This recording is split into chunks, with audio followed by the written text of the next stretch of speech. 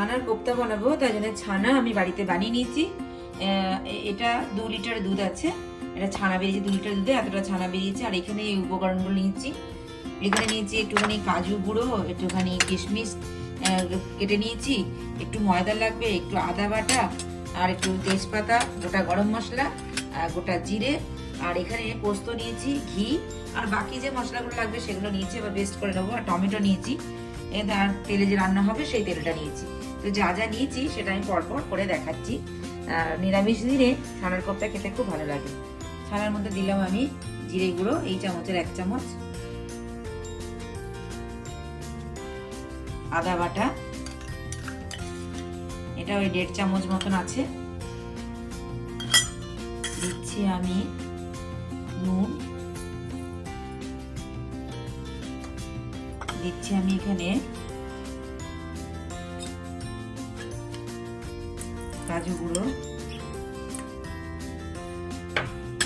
এখানে দিলাম কিশমিশ, আর দিচ্ছি অল্প একটু ময়দা, এই অল্প একটু ময়দা বাইন্ডিং এর জন্য। এবার আমি মেখে নেবো এটা হাত দিয়ে ভালো করে।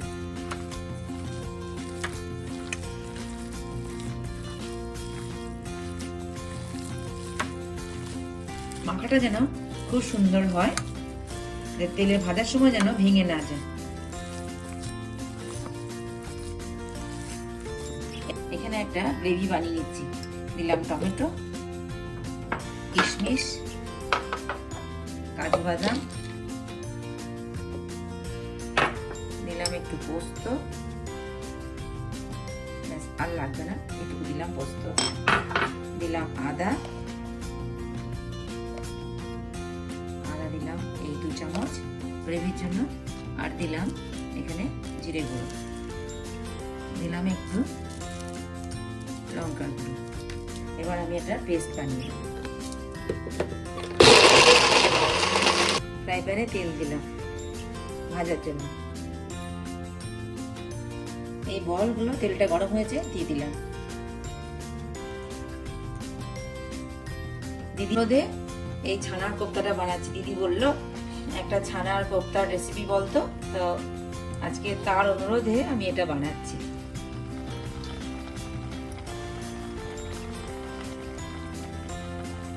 একে একে সব ছানার কোপ্তাগুলো বলগুলো বানিয়ে ভেজে নেব। তেল কিন্তু বেশি গরম হলে হবে না, আর আঁচটা কিন্তু থাকবে লো টু মিডিয়ামে।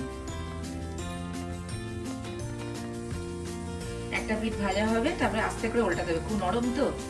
আর বাড়িতে ছানা বানিয়ে এরকম নিরামিষ রান্না করলে খুব ভালো লাগে খেতে। উল্টাচ্ছি, আস্তে করে উল্টাতে হবে। একটা পিঠ যেই হবে এভাবে আস্তে করে সব উল্টাতে হবে।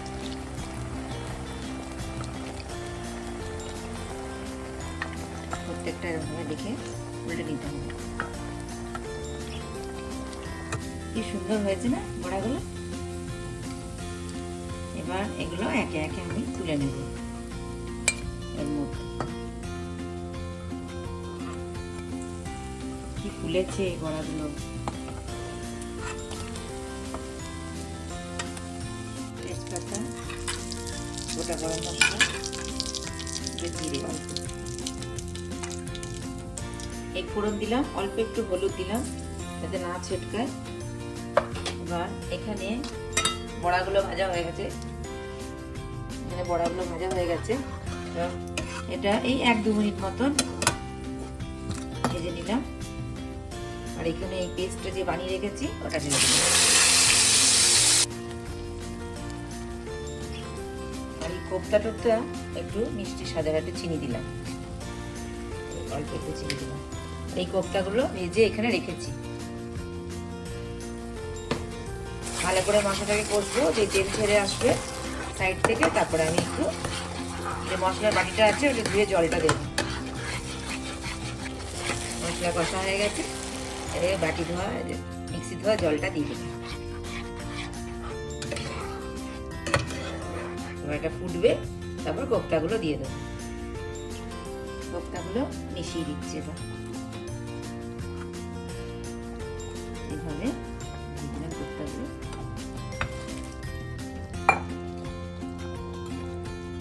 দিয়ে আর ফোটাবো না, আঁচটা বন্ধ করে দিয়েছি। এবার একটুখানি ঘি ওপর থেকে দিয়ে দিলাম, অল্প একটু। এবার আমি এটা 5 মিনিট স্ট্যান্ডিং টাইম দেবো। এবার আমি এর মধ্যে সার্ভ করে নিচ্ছি। কোপ্তা রেডি। যদি রেসিপিটা ভালো লাগে তাহলে লাইক, কমেন্ট, শেয়ার, সাবস্ক্রাইব করো। ছানার কোপ্তা রেডি। তো আপনারাও এইভাবে বাড়িতে বানিয়ে ফেলুন নিরামিষ রান্না। আমি এটা বানিয়ে এখন যাব ঘুরতে, তাই একটা রেসিপি বানিয়ে রেখে গেলাম। এটা লুচি, পরোটা, পোলাও সবকিছু দিয়ে খেতে ভালো লাগে, নান।